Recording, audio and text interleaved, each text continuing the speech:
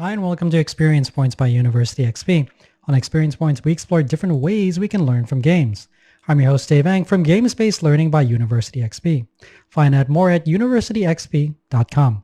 On today's episode, we'll cover game themes. Tabletop game designers often think of the question, what comes first, mechanics or theme? The same can be said about educators when it comes to developing curriculum, content, or learning outcomes. Both are often right and wrong at the same time. When done correctly, both mechanics and theme work interchangeably with one another in how they affect the player experience. The same can also be applied to developing curriculum and learning materials. Content serves your learning outcomes. Your learning outcomes shape your content. Game themes are often one of the most memorable moments for players. They don't remember so much the individual actions they took, but rather the castle they raided, the city they built, or the ship they sailed. The same thing can be said for classes. Students may not remember every lecture, every question, or every topic they ever discussed, but they will remember their outcomes and how they were able to apply what they learned. When done correctly, theme becomes an invisible and inseparable framework for how we define the player experience. When combined with games-based learning, theme and content can help define and shape a memorable and applicable user experience. Broadly speaking, theme uses places, subjects, and scenarios to immerse players. For games, this can take players on a magical adventure to an imagined land. You can be a powerful race exploiting the galaxy in Eclipse, a European power vying for dominance in Endeavor Age of Sail, or simply be an Azulejo crafting a beautiful tiled mosaic in Azul. Theme is what binds the player to the experience. Theme is what makes the game relatable beyond just its components. Theme becomes the glue that holds the experience together for the player. Theme doesn't have to be imaginary though. Serious games and simulations can use very real-world themes such as crisis management, stock market manipulation, and traffic patterns to replicate real-world problems. The themes in these serious games and simulations are especially salient since the player can identify with them more easily.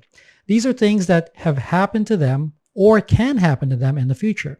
So the simulation helps them learn and prepare for such scenarios. But simulations already include the themes that players can already relate to.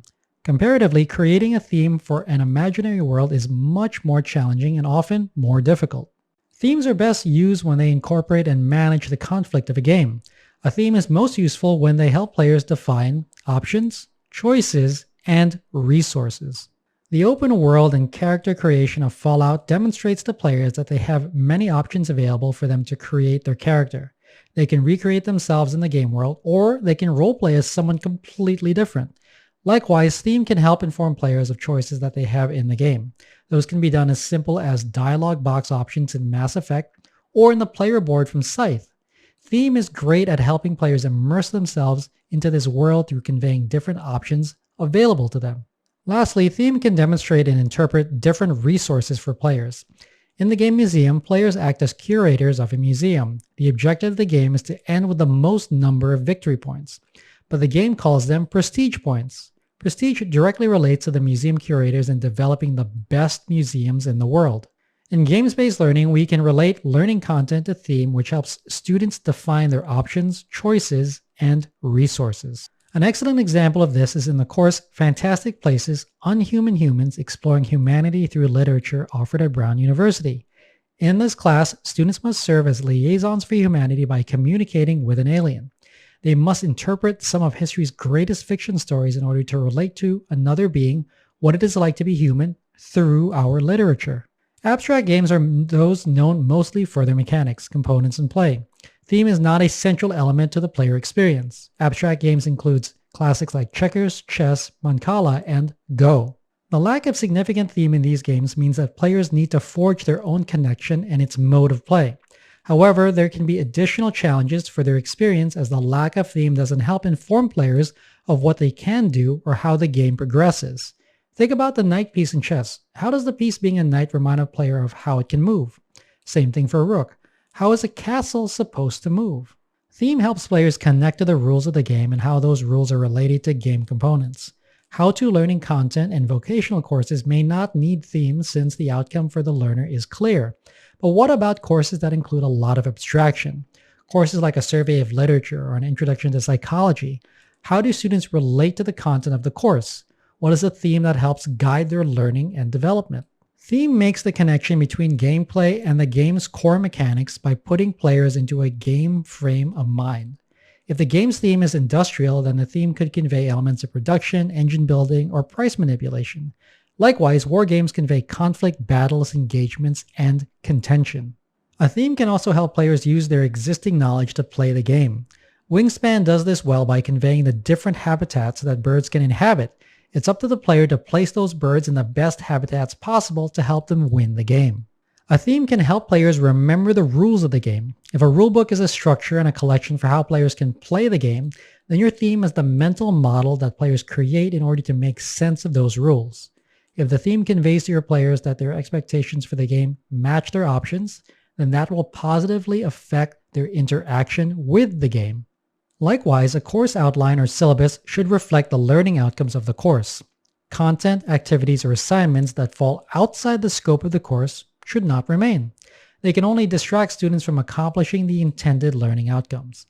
Game-based learning incorporates these outcomes, themes, and content into a holistic package that reflects a unified experience for the student. Mechanics and theme, content, and outcomes. They are two sides of the same coin when developing games or courses. Themes can convey a lot to the player and the student through what you've chosen to dress your material in. A well-constructed theme in a game conveys the central conflict well to the player.